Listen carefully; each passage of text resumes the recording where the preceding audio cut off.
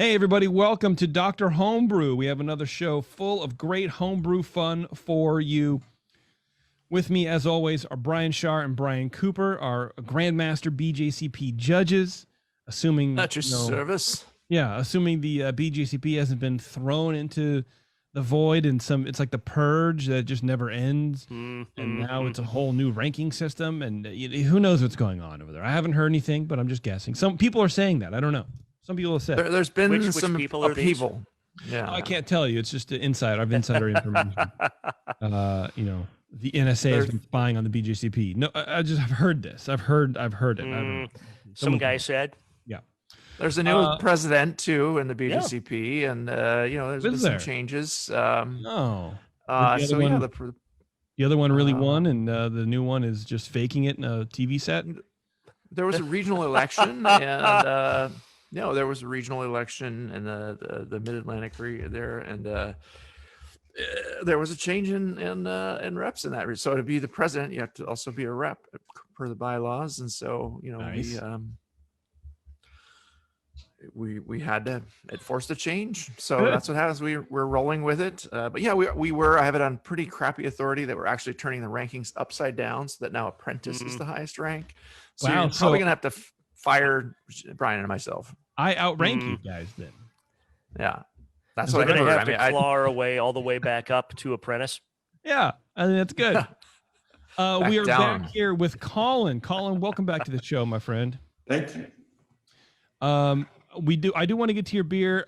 Brian Schar, I know I told you I want to hear about your trip to Dubai. Let's do it after the show because I think everybody on the show is like up late right now. Oh God, yeah.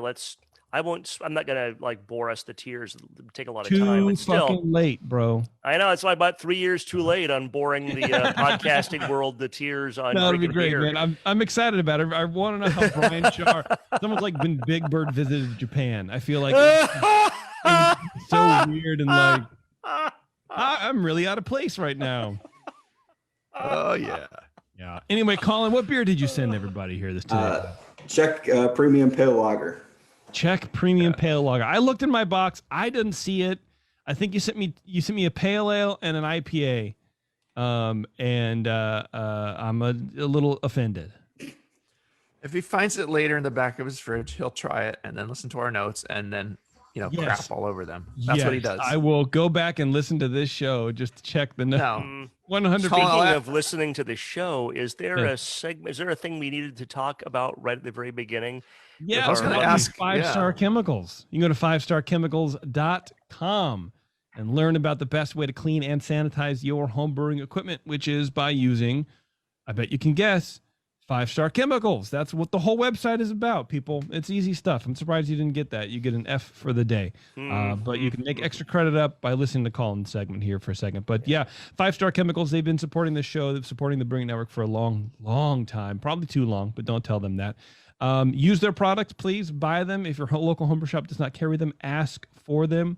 If you do use their products, send them an email. Let them know. Just thank them for doing the show. I think that we provide a lot of good information here on this weird-ass program. So someone's got to pay for it. You're not going to pay for it as a listener. So we're going to make sure of that. And 5-Star is making sure of that, too, by letting us keep doing this show. So thank you, 5-Star.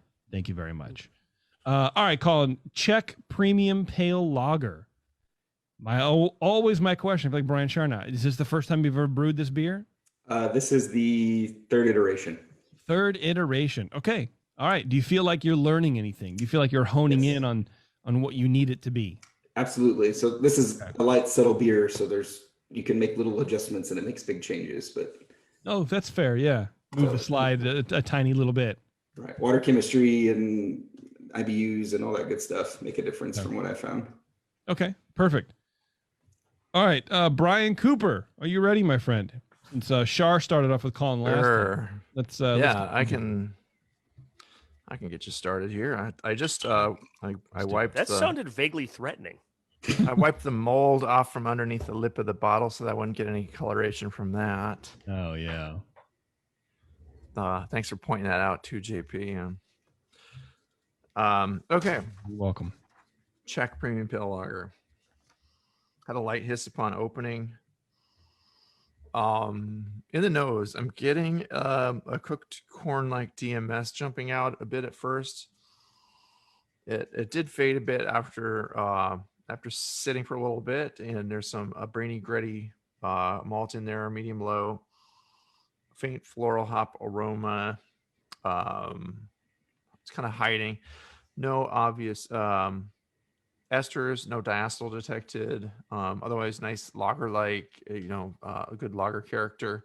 But perhaps something left a little bit of sulfur or corniness in there, perhaps from the malt. But there's a lot of Pils malt, obviously, in these beers. And fighting against the DMS is a struggle for people who like to brew them. It's not heavy, but it is noticeable to me. Just appearance wise, it's a very pretty rich golden beer with brilliant clarity and finely formed white head. Very creamy looking, fantastic retention, everything perfectly to style. Like the clarity on this is on the screen, people watching on Facebook, I have to hold it the right way because otherwise it disappears with my background here. But anyway, I had 3 points for appearance. Flavor wise, clean initial impression. And in the flavor, I'm getting less of that corn like DMS coming through than I think just initially got in the aroma. It's there's a touch of sulfur. It's lower here. Grainy, bready malt with a lightly sweet, almost candy corn-like impression. Medium low, floral hop, malty sweetness lingers into the aftertaste. Very far from cloying, with low bitterness and a soft, semi-sweet finish. It's a clean lager fermentation. Mostly just for the most part, seems very clean on the fermentation. I think that any corn-like quality is just coming from the Pils malt, and there's no diacetyl or any acetaldehyde. There's nothing else to indicate any problem with the fermentation here. So the balance is to the malt. Pretty nice to style for the most part there. Just a little distraction with the lighter in the flavor, the corn-like quality there, but medium bodied, just a bit toward the less lively side. Could possibly use a little more. It's the medium low CO2. You could probably bring that up to medium, but no warmth or astringency. Not really creamy. Still just sort of smooth beer. I'd like it maybe a little more crisp, and maybe a little more CO2 would do that too. Just not to the point of making it biting. Overall impression, it seems like a fairly well crafted Czech premium pale lager. Can we please just call it Czech Pils? No, how dare you? Okay. Anyway, well, I think, you can only really call Pilsner or Kel is the only one that can call it so that, right? I don't know. Yeah. I guess. I don't like that hyper regional shit. I don't know. It's just like, it's fine. I call sparkling wine champagne. I don't give a shit. I'm a rebel. Yeah. You're a barbarian. It's true. Sparkling wine. I'm not going to go out of my way to appease people who can't even hear it. You know what I mean? It's just carbonated wine. It's fine. Sorry. So I think I'd like the beer to be just a little drier. There's a touch of sweetness here. That might be kind of, fighting with the hops just a touch, because the hops aren't coming out quite as much. You could up the hops, but I think just there's a little sweetness in here that's playing off of the, just kind of covering up the hops a little bit, and the corn-like quality in the aroma. So you use just a little touch more bitterness and hop to bring it closer to the style, but also just drive that boil a little bit harder and convert those, drive off the DMS precursors, the SMMS from the Pils malt. You want to just be careful about that. Open, rolling, boil, and I know Colin knows what he's doing, so I feel a little well. And it's a subtle thing. I think it's a minor flaw. So I'm gonna land here in the kind of the middle, very good at like a 34, but it's generally it's actually a really good version of the style. I like it a lot in a lot of ways, and just that there can be a little sulfur in these beers too, but it just comes across like cooked corn. So I think that it's a little much, and it's definitely DMS. So if you got rid of that, this would be like 40-point beer. Honestly, it's really good otherwise. And I think the recipe is fantastic. It's like everything is right where it is.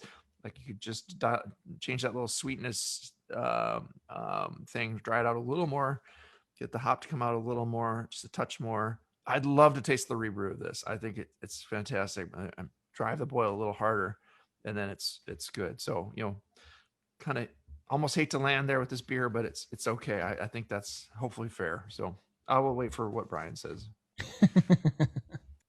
All right, Brian, let's go. What do you got to say? Yeah, it's funny. I ended up landing about the same score as Cooper, but I think for totally different reasons. And I, take my opinion with a grain of salt here. I've never been to a Czech Republic. This might be the first Czech premium pale lager I've had. Not counting Urkel, which is kind of its own thing. I liked it a lot. This was a good beer. Bottle inspection, it was everything. I gave it the check the box. It's a high fill. Aroma, initially the aroma was, to me, it kind of was unusual that the first impression of the aroma that I got, and even as it warms up, it's still somewhat there, is like a stone fruit apricot fruitiness. And I opened up, I should have opened up the second bottle of this. I had kind of meant to in the break between the shows, and I didn't.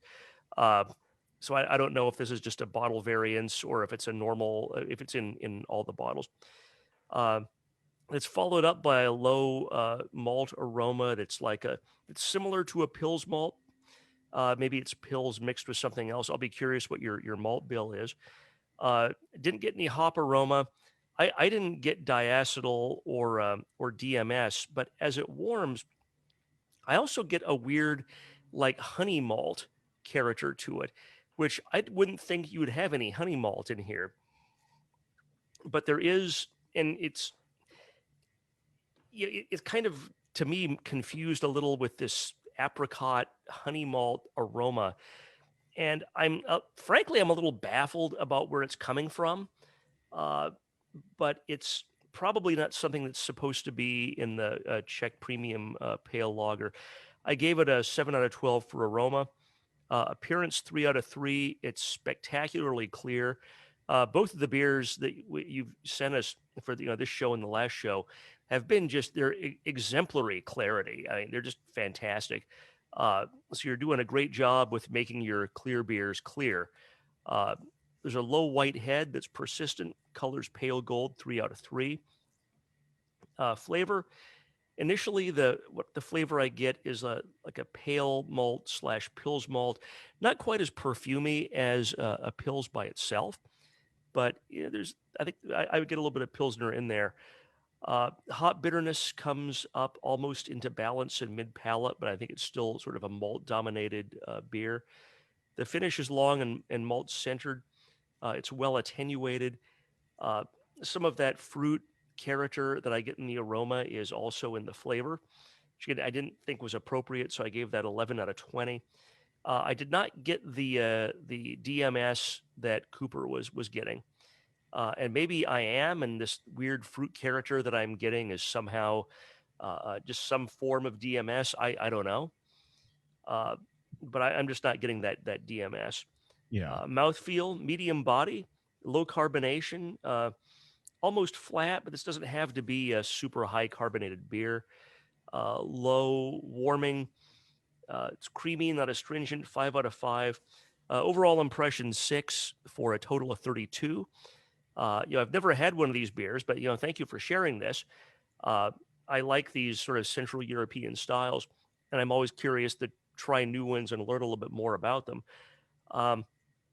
That the fruity honey character in the aroma and a little bit in the flavor is out of place. And I'm kind of at a loss to figure out where that may have came from. I I should probably run out in the kitchen and grab the other bottle and see if it's present in there. I mean, maybe, I don't know if you reuse your bottles or not. Maybe there was something.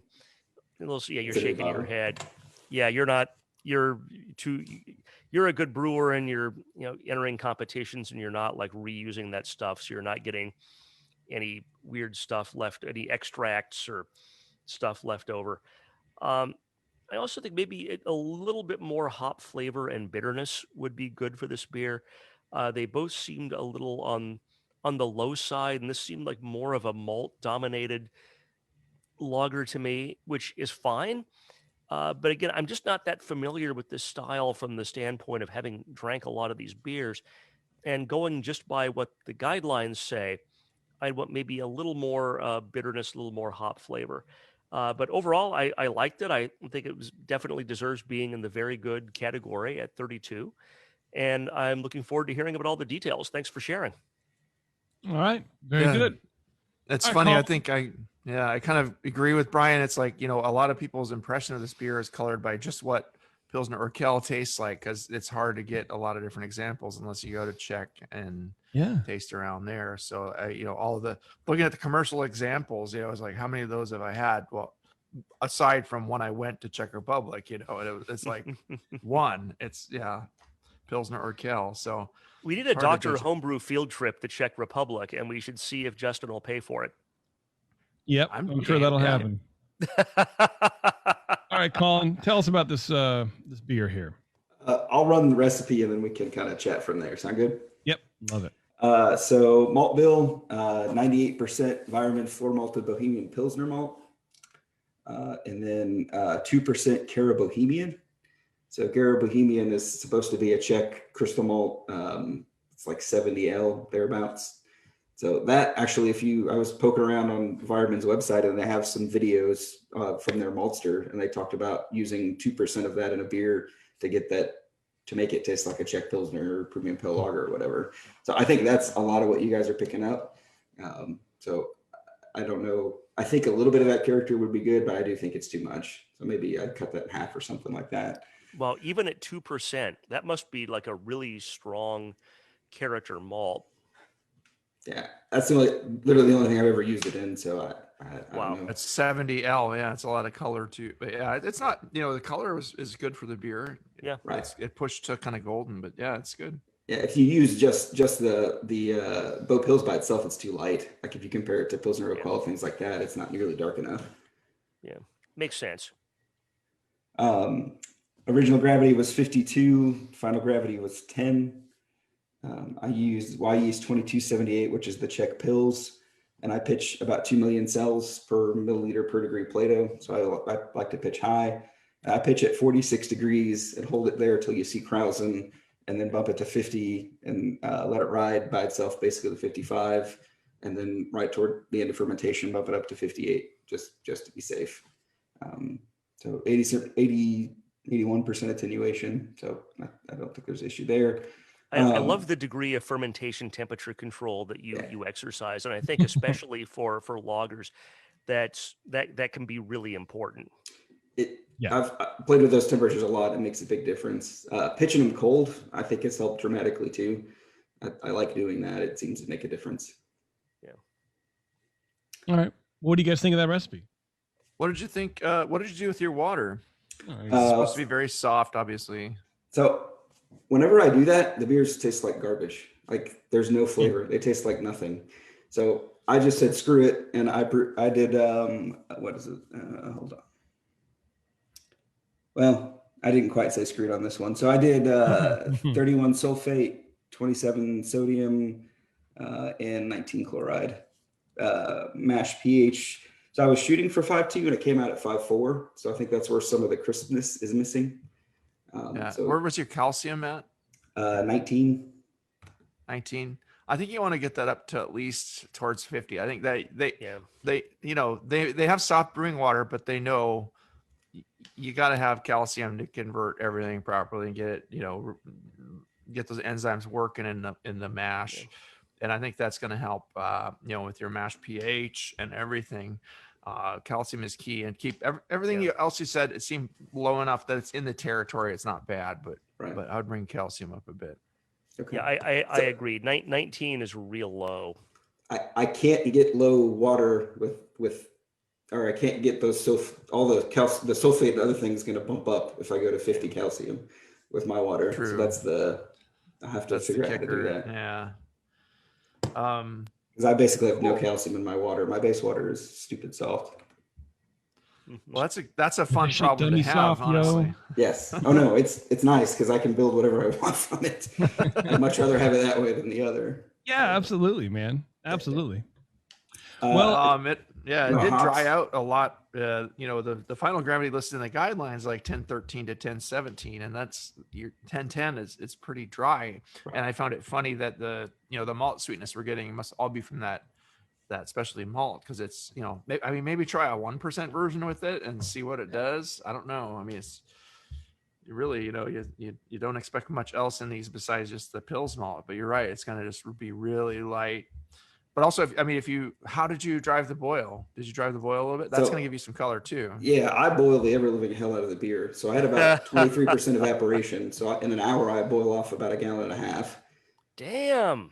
So Did you do just an hour boil, or did you do 90 Yeah. minutes? yeah, an hour. Okay, go to 90 minutes. Okay. Try. That's gonna help you. Okay. It takes a while to boil off all the with such just a Pils is what you have here, and drive off all that precursor, the SMMS. I would boil it just as hard at 90 minutes, maybe back that especially malt back to 1%. You'll still get a good color. You'll get a little color from kettle caramelization, and see how it comes out. Okay. But maybe go gentle with the water, because you didn't have any problem fermenting. You didn't have any problem. The conversion happened. Everything worked fine. So maybe go a little more calcium. I don't want to say go right up to 50. There's probably just people do that it. brew. Fuck it. Well, then you got to add. He's right. You got to add something else to do it. So Yeah. you have to figure out what that is and get there. But no, I don't know. Just food for thought. You want hops? Yes. Well, I think The that hops. a little more hops. So at 60 minutes, I did 1/2 ounce of Magnum. At 20 minutes, I did 2 ounces of Saaz. At 5 minutes, I did 2 ounces of Saaz. And then I did a hop stand at 185 degrees for 20 minutes with 2 ounces. So there's 6.5 ounces of Saaz hop in that beer for 5 gallons. Your water's so soft. It just, Yes. Wow. Exactly. Yeah. It's amazing how much hop you can put in this beer and have it still just be like, there's a little hop there. Yeah, I know. And Saws it's so flavorful, but the alphas on that can be so low. That's like 3.6, that particular bag I have. So it's a 40 IBU calculation. Wow. That's And I fairly don't know high what it for is. Saaz. In my experience, like Magnum and Horizon are, they're supposedly high alpha, low flavor, but I just never seem to get good results using like Magnum or Horizon. Maybe it's just me, but it just never seems like I get the bittering out of them like I would want. Yeah, I use Magnum a lot. Like almost any beer that I'm just trying to get clean bitterness, Magnum is my go-to. So I use a hop spider, and I think that's killing me because based off the feedback from the beers today and some competitions lately, my bitterness doesn't seem to match my IBUs very well. That's a pretty common comment I get is it's kind of bordering on the sweetness. That maybe the bitterness isn't quite as good. So I don't know if I'm getting crappy utilization because of that stainless steel sieve spider thing I'm using or what. What is this thing you're using?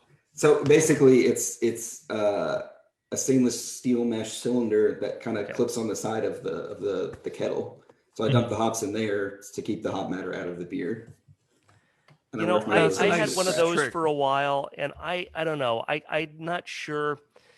I think you might be correct that I'm not sure that I had gotten as good a utilization out of that as I would have wanted, because I don't know. I always felt like, yeah, that's sitting in there and the fluid is maybe somehow getting through, but that mesh is not as open as I would want it to be. Because if it were more open, the pieces of hops would leak out.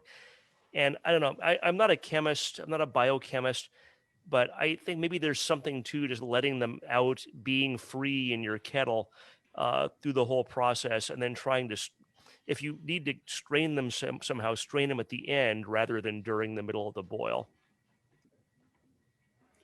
Try muslin bags too. Yeah, it would be interesting to try because I mean, what's the difference between a bag and a stainless steel sieve, right? Like it's restricting the flow at some point, but it's also you get a saturation, and because the boil is moving, it's dragging that wort across the thing. So I think the extraction's probably just going to be fine. Or I would imagine on a homebrew scale, and you're never going to know, and I think the only reason the commercial breweries don't do that is because it doesn't make sense. Imagine pulling out a fucking muslin bag with 300 pounds of hops in it or whatever. I don't know. Sully has to get his intern to do that. Yeah, like at that level, I think it makes sense. But I brewed a lot of beers where that bag is basically flat and it's just sort of, buoyant on the top of the boil as it's rolling because there's like an ounce and a half of hops in it. Like, I don't think that's going to be, you know what I mean? You're not going to get a loss there, but maybe there is some. Like you said, you're not a chemist, so what do you know? I know. Colin, do you have any specific questions for the guys? Anything we haven't addressed yet? I think you guys hit it. I definitely think I'll back that Caribou Bohemian down a little bit. I did this recipe with Barbe Rouge instead of Saws just for kicks. Actually, I didn't use the Caribou Bohemian, but did it with Barbe Rouge with just the floor malted pills, and it was fantastic. So Barbe Rouge tastes like strawberry gummies to me, like. Oh wow! Like gummy snacks, strawberry gummy snacks. Interesting. Have you ever tried to tackle a triple decoction? No, just asking. I don't hate asking. myself enough, but I mean, supposedly, you could try it and see what happens. Yeah, I don't know. I need to do one. Like I just tend to agree with the things that say it doesn't make a difference just because I don't want to do it. So you don't have enough gullible friends to come over and stir that decoction for you for an hour. Yep. Yeah, hell no, dude. I've never done one either. I've participated in some decoction action, but never full triple. That's a long ass brew day, but it might be worth a try for some of these styles that traditionally, for whatever reason, they did it. It's it's something to consider. Another interesting thing about this, like you said, Pilsner Urquell is what most people have, and that beer is diacetyl all the way. Oh yeah. So yeah. It's hard to brew one. Like, I obviously don't want diacetyl in my beer, but if that's what everybody thinks of when they think of the style, it's like, how do you do that? Yeah, I think just they would get a microwave packet of microwave popcorn, and you put that in that muslin bag, and you just dip that in for 5 minutes at the end, or you put it in the keg. You dry corn it, and then you get all the diacetyl you want. That's what you do. Yeah. All right, Colin. If that's it, we're gonna let you split off, dude. Sounds good. Appreciate it, guys. Yeah. It's a really good drinkable beer, and I know you work hard on your stuff. So cheers to for brewing this. I think we're being maybe a little too picky on it than we might need to be. And Brian and I are going a little bit different directions. So I'll have to take him out back and beat him up after this. But we'll figure it out. Appreciate it, yes. Yeah, thank you, Colin. Appreciate your sharing. Thanks, man. All right, we're gonna take a quick break. We're gonna come back. We're gonna drink more homebrew with Nate. It's Dr. Homebrew, everyone. Stay tuned. We will be right back. Hey, thanks for hanging around, everybody. This is Dr. Homebrew. We are joined by Nate. Nate, welcome to the show, my friend. Thanks, JP. And we were chatting before, during the break, and you did not send me the beer, and I'm slightly offended, yet pleasantly aroused. I wondered why I had 6 bottles in my fridge. Why did he send me 6 of them? I was supposed to bring one to JP. That's why. Sorry. Yeah, and why do they all say give to JP and Brian Schar? I don't know. I thought that was the name of the beer. I thought this is a clever name. I like it. We drink these. Nate, what beer did you send everybody? I sent a Kolsch this time. A Kolsch. Okay. Is this something you've done before? Yeah, one other time, maybe a couple times, but I did send one in last year to you guys. You reviewed it in April, and on show 167 you reviewed it. So taking some of your suggestions, I remade it here this spring for a summer beer. Oh, awesome. Okay, cool, man. I love it. Love to hear it, man. So I love that you have the show number also. That was cool. I like that, man. It was neat. Gotta be prepared. Yep. I won't make fun of you about it. We have show numbers? I think you already did, but I don't know. Yeah, I mean, I can try again. He's a hypochondriac officially, I think. He might have even coined that term. Was it you that coined the term? No, That's No. another guy. Ah, Yeah. All right, Brian Schar. Why don't you start off with Nate here? Yes, thanks, Nate. I've asked you this in previous shows, I'm sure, but are you in a homebrew club? Yeah, I'm part of the Rapid River Mash Master group here in central Wisconsin and Wisconsin Rapids here.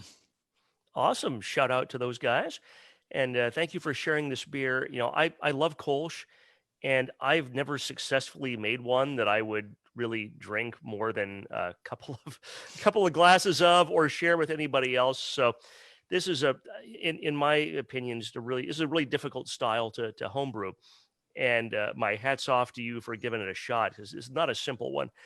Bottle inspection was great. It was very, it's always nice when you lift up the bottle and it's like you see right through the bottle. That's going to be a very clear liquid inside.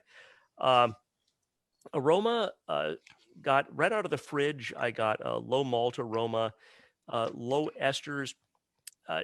It reminded me of a Hefeweizen, not with a clove or anything.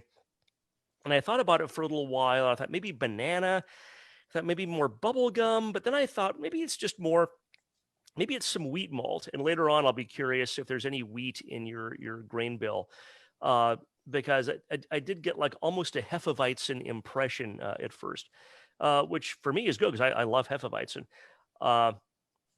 It's got kind of a spicy hop aroma, which may kind of play into my perception of why it initially smelled a little like a Hefeweizen.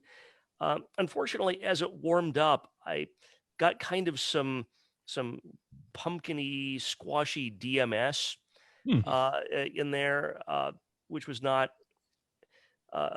It's why you let them warm up, I guess. But I gave it 6 out of 12 for aroma because of that DMS character.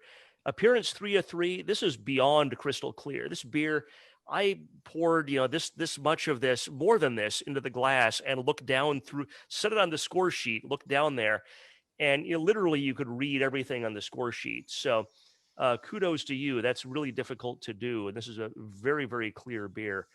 Low persistent white head, straw color, 3 out of 3. Flavor, first impression is very light. Again, this is a little kind of just out of the fridge. Due to a variety of personal stuff, I judged these beers for this show like maybe an hour before the show. I literally pulled them out of the fridge, just judged them, and made myself some dinner, and then let them sit out for a little while longer and came back to taste them when they were warm. So unfortunately, the problem when first impression is like very low anything, and it's just out of the fridge, that's user error by trying to smell something or taste something right out of the fridge when the beverage is really cold. And that's why I like to come back to them when they're warmer. Low pale malt in here. Didn't quite seem like Pilsner. It doesn't have to be Pilsner malt. I'll be curious what it is. Get a low fruity note, which is classic for Kolsch. Low bitterness that ramps up mid-palate to balance. No real hop flavor that I could tell. It's so well attenuated to me. The malt flavor is real low, and even that's I get that. I continue to get that excellent attenuation even as it warms up. It's maybe a little low in hop bitterness, but because I don't know, for Kolsch, I haven't. If I'm getting a commercial Kolsch, something like a Reisdorf Kolsch is fantastic, and a Reisdorf has kind of a surprisingly firm bitterness, and that might be an outlier. Not every Kolsch has to be Reisdorf. Not every Kolsch has to be firmly bitter, but I think maybe a little more bitterness would be a good idea. But as it warmed up, I definitely started getting some of that, pumpkin harshness, DMS in the flavor as well as the aroma. So 9 out of 20 for flavor. Mouthfeel, 4 out of 5. Light body, medium low carbonation. I think a little bit lower than, a Kolsch really should be like a really sparkling, bright, carbonated beer. And this, for me, getting carbonation in the bottle is one of the hardest parts of home brewing. It can be just devilishly complicated. And I think maybe a little more carbonation would have helped here. No warming. This shouldn't be a warming beer. Smooth. So, dare I say creamy. No astringency. 4 out of 5. Overall impression 6 for a total of 28, which is good. It's the high end of good. I like this beer. And when it's right out of the fridge, I could pretty much drink like 12 of these. It's just really easy drinking. It's when it kind of warms up that the DMS comes out, maybe not quite as pleasant. And just getting the DMS out, which is we talked about in the last show with longer boils and so forth with very strongly Pilsner-based beers, is the 90-minute boil is not just a anomaly. It actually is really important to getting rid of DMS. That 90-minute boil and then trying to get it down below that DMS formation temperature range, which Cooper isn't that something like 160 to 180, 180 to 200, something like that. It's in the upper hundreds. You want to try to race through that as quickly as you can after you've minimized the precursors, and that helps get the DMS down. But I feel bad for giving you a 28 after you went to all the trouble of sending these beers to us. But hey, it's a better Kolsch than I ever made, man. So there you go. That thank should you. make you feel good at all. And Cooper, I think you're up. Yeah, go for it, Coops. Koopa Loop. All right. Okay. All right. The I'm struggling with this one a little bit too. Like there's in the aroma, I felt like I got a very light corn-like DMS or a sulfury note. And the cell calls out that you can get a sulfury kind of wine-like note in there. And I don't know if is that meant to be like a Chardonnay or like a something wine-like in there. And but it just didn't come across wine-like to me. So winey or sulfury character. But that's optional. It's not a fault. So, but I did feel like I got a little bit of cooked corn, not super heavy at all. And sulfur is kind of what, the DMS would be something that drives that, just light dimethyl sulfide. The malt has a sweet, grainy character, lightly fruity esters in there with a low spicy hop present. I'm wondering if, spiciness, phenolic, spiciness is kind of generally like a phenolic type molecule. I'm wondering if I'm getting a little phenolic in here this time. And I didn't really call that out, but I'm just wondering, like, the spicy hop, what I'm detecting as spicy is not a hop character, but maybe a phenol. And when Brian mentioned Hefeweizen, that's what triggered that thought to me. And it's funny how sometimes someone can mention something and you think you're smelling that, or it's just like Right. Word associations are very strong. And I'll argue with Brian other times that there's something, something a little Hefeweizen-ish almost in there. Yeah. I could see that, like a little phenolic prickliness, like a Belgian beer almost, that is a little unexpected. So I'm grasping a little bit. I don't know that I'm going to nail the judging of this, but it's clean. Otherwise, there's no acetaldehyde, no buttery diacetyl. I think I might have also been kind of grasping. I thought, is there a little bit of oxidation creeping in? I think we've probably been sitting on the bottles a little while here too. And is there a faint papery note creeping up in them? I don't know, Brian. You didn't mention any oxidation. I could talk myself. Just we were talking about before about taste being so suggestible. I could talk myself into there being just a hint of papery oxidation, but I don't think it's a major factor in this. So I agree on the appearance. It's a golden colored beer, fantastic clarity.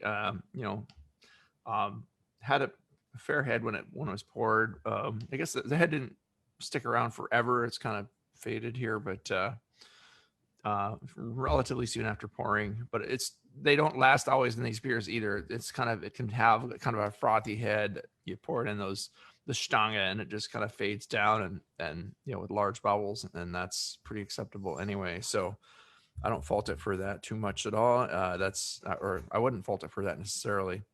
So my appearance, I went 2 out of 3 just to be different than Brian. It sounds like a beer that's very hard to define, and it sounds like a very complicated beer. Well, it's a delicate beer, and I've had them in Cologne. Yeah. Granted, this was like 1999 or something like that. So yeah, you had a much long ass palate. time ago. Yeah. And as one of our previous entrants mentioned, your memories get rewritten in your brain. So every time I remember Cologne, I remember that beer a little bit differently, and it's like better. It gets better and better and more romanticized in my brain. Like it was like the perfect, like wonderful. That was just being in my 20s and being in Cologne. How do you match that? And I think you've got a good point about how this beer has such a delicate flavor, and this is a delicate beer, and there's an off flavor in here that itself, it's not overwhelming. It's also kind of a delicate off flavor, and I think we're having a hard time identifying specifically what it is, because it's not beating us over the head like I'm eating a piece of pumpkin, I'm licking a bag of microwave popcorn. No, sometimes it hits you over the head like this, but the off flavors is about as subtle as every other flavor. So yeah, with that, I'll get into the flavor. Flavor-wise, has a soft bready malt. I thought I got a light papery oxidation in the flavor that was detracting, sadly. But it seems to have a clean, low temp ale fermentation. It's not super fruity, not over the top there. And again, the low spicy hop. I keep coming back to the spicy. There could be, I think it might be a little phenolic character in there. But again, it's not like a medicinal, super offensive phenolic. It's just one of those nice little, slightly Belgian-y phenolics that make something kind of, in another beer, it could be really fun, but I don't expect it in a Kolsch. That's fair. And it seems like more than just from hops. So something there. Moderate bitterness. I thought the bitterness balanced it fine to me. Just a little faint, little low sulfury DMS, little corn-like in the flavor. But these beers can have a little sulfur too, because it's a low temperature fermentation generally, and they lager it. The beer is balanced to the malt. It finishes fairly dry. To this, that's fine for style. Aftertaste is malty and a little, let's say, corny / spicy. Generally fairly light, but not as delicate as I would want the beer to be overall. There's something just a little heavy in the flavor that's just kind of attacking me a little bit, but it's generally just like goes down. This beer it goes down easy, but it's not as just my memory of the beer. Super just like, wow. Anyway, clean, no diacetyl, no acetaldehyde, clean otherwise. I mean, it's there's nothing super offensive here. It doesn't, there's some little things to say, Kolsch or not Kolsch. This is a hard beer to brew. Let's just put it right up there. Mouthfeel wise, medium light body, with medium low carbonation. I think it could use, I agree with Brian, could use a little more spritziness to push that up a little bit. I felt like I was getting a very faint astringency, nothing super biting at all, but just a little, and so maybe from a little phenolic in there, possibly. It is actually crisp, which to me, I think is one of the hallmarks of the style. It has to be, has a kind of dry, crisp finish, and that's nice about it for sure. There's no warmth, as you wouldn't expect any here anyhow. Not a creamy beer. It's actually fairly smooth. So I rated it fairly well on the mouthfeel, like 4 out of 5. Overall, this is a nice, the Kolsch recipe. I think the recipe itself is actually pretty good. Has like going for it, and seems fairly well cared for. I think there's something that went a little different in the fermentation. It could possibly be a wild yeast kicking up a little light phenolic, just really faint. A little pear shaped. Or something in bottling, but that seems unlikely because it might be a little more prickly and higher carbonation.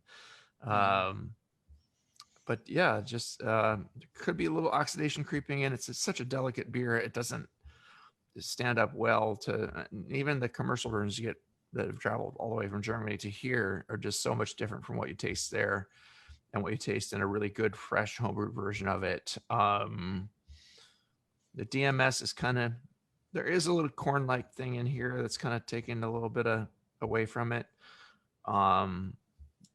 Again, yeah, there's probably a lot of Pils malt in here, and you want to drive your boil, well.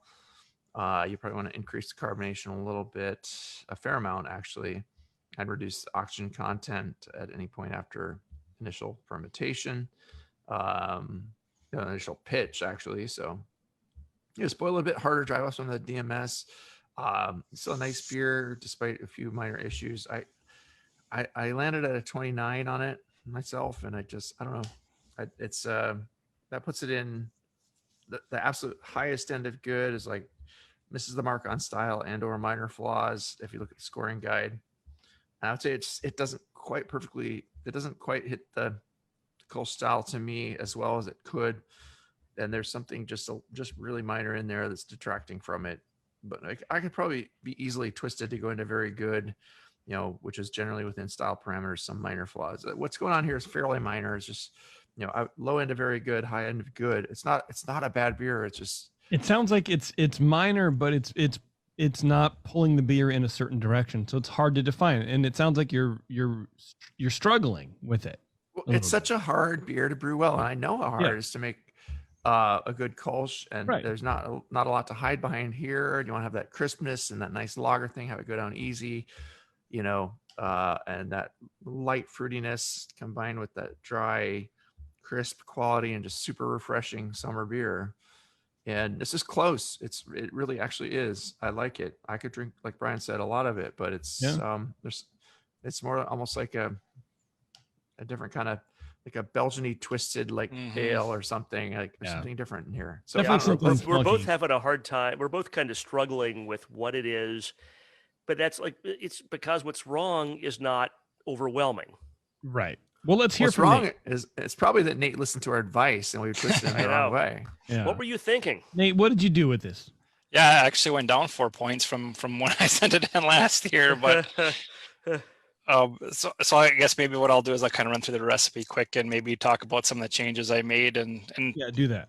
And then based on some of your comments here, kind of, what I think I would do differently next time. So, though this recipe was a 5-gallon batch or maybe 5.5 going in the fermenter.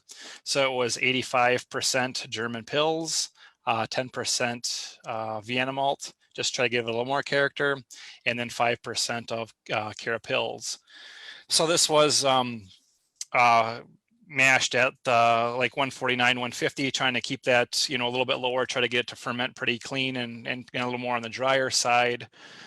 Wound up pitching at about at about 64 and fermented for about 11 days at 64F.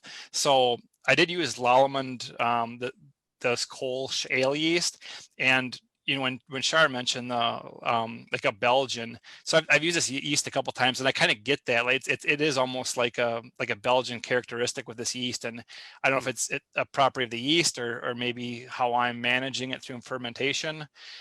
Maybe I should be going a little cooler, but with it being an ale yeast, the 64F seems like a pretty good range. I let that run for about 10 days, and again, maybe I could let that run longer there too.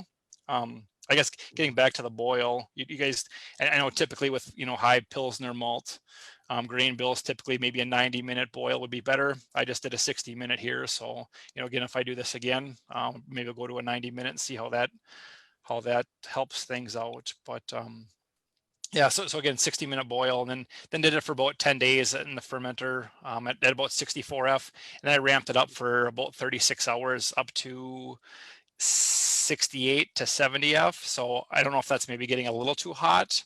To try to get a little diacetyl rest in there, or maybe I could have left that longer. Maybe I try to clean up some flavors. I don't know, maybe it kind of, once I finish up here, maybe you guys will have some recommendations for things to do better.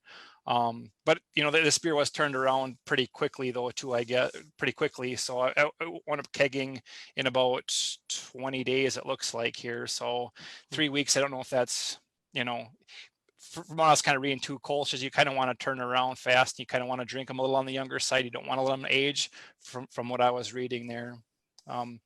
And then just some of the interesting comments you guys made. So the last time I was on, I think I used a little more like pale ale type malt. So the comments I got before was a little bold, a little dark, and a little bit astringent, and then too bitter. So one of the big recommendations was to back off that bittering about a third.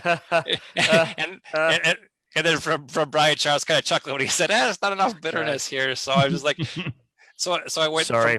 No, I went from 1.5 ounces of probably a little higher AA hop to something lower, and then just going to 1 ounce. So maybe missed the mark a little bit there from a bitterness standpoint. So I think like this goes back to the fact this is such a delicate beer, and as a style that even little changes I think can make a big impact on the aroma and the flavor. Sure. Yeah, that makes sense. For my hop additions, what I did is a 60-minute 2.8% Milfrew. At 20 minutes, I added a 2.0 Herbucker, and then at flame out, I added a 3.1% Tettnanger. So that was the hops, all 1 ounce increments there. And then again, nice like I said, hops. Yeah, I think it kind of fit the style well. And again, if things that I want to do, I'm going to do this again. I'm going to send it to you, and I'm going to get to a 40 point beer here eventually. So you guys will help me get there. The next things I'm going to do is I'm going to try to boil a little bit longer, and I think I'm going to try a different yeast. They say I've done this Lallemand Kolsch yeast, and I kind of get that different kind of, it's a little bit spicy. I picked that up on a few beers that I've done. Maybe I might try to do something different with a different yeast and see what I can come up with there, and then maybe ferment a little bit cooler, a little bit longer, and then maybe ramp up a diacetyl rest a little bit longer over a few more days, and kind of hold it there for a little bit before going to kegging. So I kind of changed my fermentation process a little around too. I can do a little bit better job with reducing oxygen. I can pretty much do oxygen-free transfers now, or basically under pressure. Oh, nice. So, yeah, that's cool. Yeah, just trying to. I think changing that yeast. I have got nothing against Lallemand yeast or dry yeast or anything, but if you're consistently getting like a spicy character out of that, and that's really that's out of place for a Kolsch, I would just try something else. Try different Lallemand, try different manufacturer, try White Labs or Y Yeast, or there's 10 different yeast companies these days that are all making good quality yeast. I would try something else and see if you're happy with it. Yeah, try the WP029 and see how that works for you sometime. I mean, it might be a good way to go. But one thing in part of your commentary is, okay, it's a beer that you want to drink fresh, but that also doesn't mean you don't want to rush the process. And it's a lager in all but name. I mean, they lager all of these, and part of what just makes this beer so clean and refreshing and crisp is that it has a nice lagered quality to it. Even though it's a low ale fermentation temperature beer, you definitely want to lager it, at minimum 2 to 3 weeks, and let it, sit out as the fermentation is finishing out. Drop it down, get it down in, get it down there into the 30s to low 40s, and just let it condition and be patient with it, because rushing it out, it's only gonna taste rushed. That's what I think. But yeah, it's a German beer. They're patient in some ways they're methodical people. They like, we just do it this way, and this is how it's always done. We put the beer in the cave for 2-3 weeks, and then it's ready. Right. That's not even that's a horrible German accent I just did, but yeah, anyway. That's right. You must put the beer in the cave for 2 to 3 weeks, and then it's ready. Yeah, So- for sure. So what do you think about a diacetyl rest? Should I completely avoid that part of the process? Because I know I've done other beers like my box in the past, and I've gotten pretty good results by doing something like that after, a week or two of primary fermentation, kind of raise the temperature up 3 or 4 degrees, and then kind of go into a cold crash or a lager at, 35, 38 degrees F, and kind of hold it there for a couple of weeks. And again, I really didn't lager this beer, and maybe that's part of where I'm missing the boat on some of this too. So yeah, diacetyl rest. You didn't have any butter in it, so that I don't think I would skip a diacetyl rest. You don't always have to bring it all the way up to 68 degrees. If you're fermenting in the lower 60s, you could bring it up to 65, 66 for a couple few days, and then bring it down to lager temp. Yeah, at that point in the fermentation, that's not a high temperature excursion. That's not going to create fusels. The yeast are essentially done. And when you're raising it to that diacetyl rest temperature for 2-3 days, all you're doing is the yeast are cleaning up that diacetyl, right? They're not, if you were to have your diacetyl rest at 80, that might, I want to get it done in 12 hours and I take it to 80. I might, okay, maybe that's going to give you some bad results. There's a reason why the diacetyl rest is kind of a standard temperature or standard temperature range. It's not high enough at that point in fermentation to create off flavors. And what it's doing is making your yeast eat the off flavors, which is a nice bonus because usually, you're trying to keep your yeast from just creating them in the first place. If they can do their part and clean up that beer, you might as well let them. Right. I fully agree with that. And there may be a misperception that, if I raise it up to 68 for too long, it's going to get too fruity because that's where you get all the fruity stuff. No, that's all, again, early in fermentation when it's super active and kicking.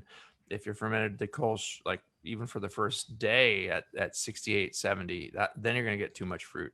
But after, 7-8 days of fermentation, it's pretty much finished out and you raise it up a little bit. Hey, and do a nice big pitch. I'm sure you know how to do a good yeast pitch and a starter, but it doesn't seem like you handled your yeast poorly. You want to like a little thing in it, man.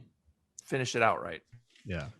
that's what I think I'll do. Is maybe we'll do a liquid yeast next time and do a pretty good size starter with that and pitch a good amount there and maybe come in a little cooler too. Well, obviously I use the lager yeast. I'll come in a little cooler there too and kind of hold it there for longer. So especially with these beers that you ferment cooler, it's not a lager. You're not fermenting it at 50 degrees, but you still, where you might use a good pint of yeast slurry, like really happy, vigorous yeast slurry ready to go.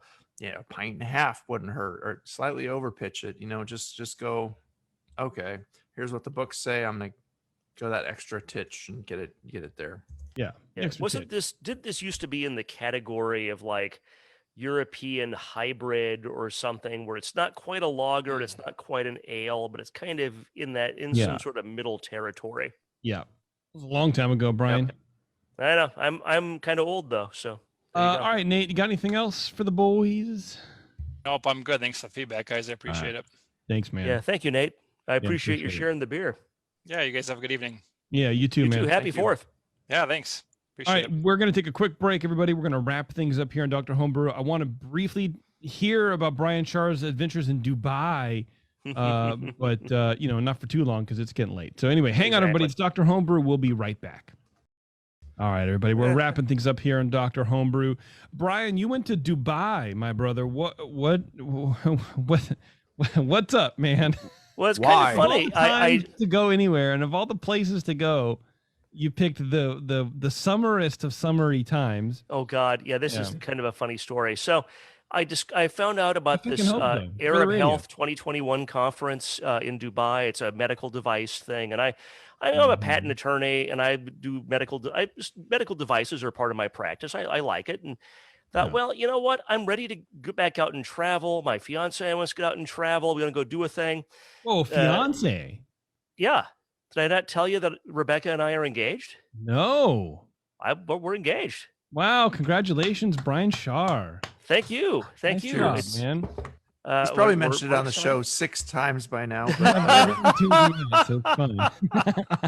well, I No. knew it. Congrats, maybe man. it wasn't on Well, the thank show. you. Thank you very much. But we both wanted to kind of, okay, we're vaccinated, we're ready to travel. And I was surprised at how cheap the hotel and the airfare was. My daughter went to DC for a week, and her airfare was the same round trip as mine to Dubai. And we stayed at the Sheraton. It was like 5 stars, a beautiful hotel. It was like $80 a night. Wow. And I'm thinking, well, maybe that's just Dubai. I don't know. No. Well, we get there and discover it's 105 and it's humid, which I wasn't expecting, but I should have, because, hey, it's on the Persian Gulf. There's a big body of water right there. Of course, it's going to be humid. Yeah. People were real nice. It was a great place. But we discovered, pretty soon that what we had done was essentially go to Vegas in July. Right. And that's why things were so cheap. And it turned out the conference is almost always in January. But because they couldn't do it in January and they didn't want to lose a year of revenue, they moved the 2021 conference from January to June. And then next year's will be in January. Apparently, it's like 80 and beautiful in Dubai in like January. Wow. So it's kind of fascinating. But, You enjoy that next year then. I might go back in 23, which Yeah. now that 23 is a year and a half away, if you can believe that. We're 18 months away from 2023 right now. So try to absorb that if you can. So right before I left, JP texted me and said, "Hey man, there's a Trader Vic's in Dubai.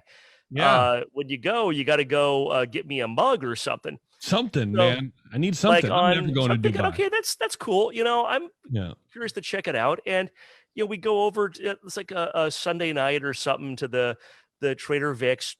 You went. And we did. And you know what? The Emirates are kind of like and Dubai in particular are kind of like the Vegas of the Middle East, Mhm. because they're very, not in terms of gambling, but they're very, for a country in the Muslim world, they're very kind of liberal. You can kind of do what you want, but don't go get smashed and stumble in the street type of thing.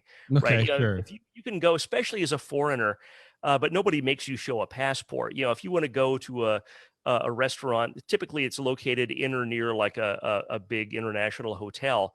And Mhm. there's plenty of them. There's no problem having a drink or 3 or something. So Trader Vic's, you get like drinks just like anywhere else. And this is part of what's funny. I got the Trader Vic's Dubai Mai Tai glass for hell both yeah. of you guys. So I got 2, one for Cooper, one for JP. Oh, thanks, brother. Ah, But Cool. but the funny part is how I got them, because we Uh-oh. get there and we sit down to order, and I'm asking our server, "Do you sell mugs, like tiki mugs or something?" And she looks at me like I've grown horns. And we kind of look around and realize they don't have any swag at the Trader Vic's at all. So Huh. Rebecca whips out her phone and she finds online on the Trader Vic's website where to get the Trader Vic's Dubai Mai Tai glass, and ordered them so that they would be waiting for us when we got home. So they're from Dubai in the sense that we The ordered name's them on from our there. cell phones Okay. at the restaurant, and they were delivered to my home in Martinez to give to you.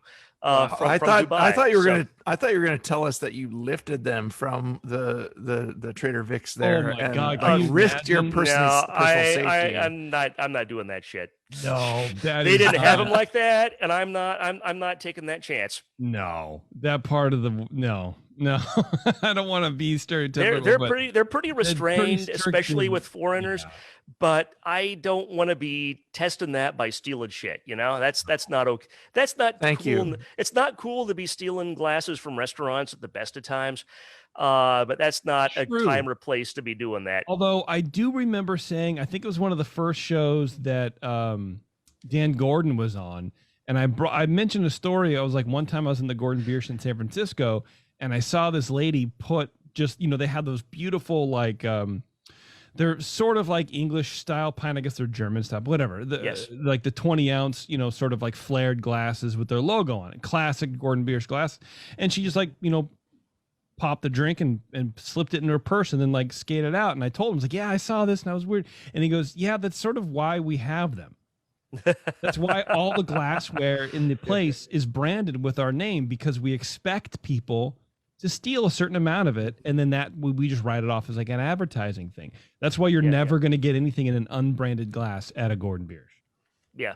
I'm like, wow, that's pretty liberal with your with your budget. Yeah, and I totally get that. And it's not like when I was young and stupid, I didn't steal a couple of glasses out of a couple of different establishments. I'll still do it. I don't 35 years ago or whatever. But yeah, I don't know. As I get older, I'm just not so keen on doing that. Well, I mean, especially at tiki places, like they know it. I mean, the mugs that they're serving you out of are like $15, $20 mugs. So you're not going to get out of there before you pay. Yes. And they're going to count their glassware. But yeah, that's a funny story, man. I like it. But overall, and you know what? The drinks were great. Were they? Okay. And the conference was good, and I made some contacts and did client development, and hopefully it was even if nothing comes out of it, I think something will probably come out of it. We didn't spend a huge amount of money on it either. Good. Well, that sounds cool, man. I'm glad you made it back. Everything's all thanks right. so much. Yeah, thanks for. And at some point in the next next month or two, I will. You should have just dropped glasses to you. My house, man. Did you get one for yourself as well, Brian? I did not, but I actually was in Dubai, so I had the experience of. I have photographs of being there, so I don't need a glass to prove that I have so much glassware anyway. And we're also we're moving. Also, we're buying a house in Concord, kind of over by North Concord BART. There you go. And I'm kind of in the mode of getting rid of stuff rather than getting more stuff, Yeah. Mm-hmm. All right, everybody. Well, thanks a lot for tuning in. Thank you to Colin and Nate for sending in beers and rebrewing some beers for us. I think that was fun. I like that. Send us your beer to brian@thebrewingnetwork.com. If you want to get on, just email me with what you have and we'll get you on. That's right. Because we do need beer. We do need beer. Any fermented beverages, as we've said before. Yeah, whatever. It is interesting the older that we get, we're having more rebrews, and I like that. Eventually, we're all just going to be rebrews. Eventually, the show will just be us and Colin, and like Nate and a couple of other guys, and we'll just be doing it like constantly. Every week. Yeah, for sure. All right, everybody. Thanks a lot for tuning in. It's been Dr. Homebrew. You've been great, and we'll see you guys later. Thanks, repeat offenders. We love you.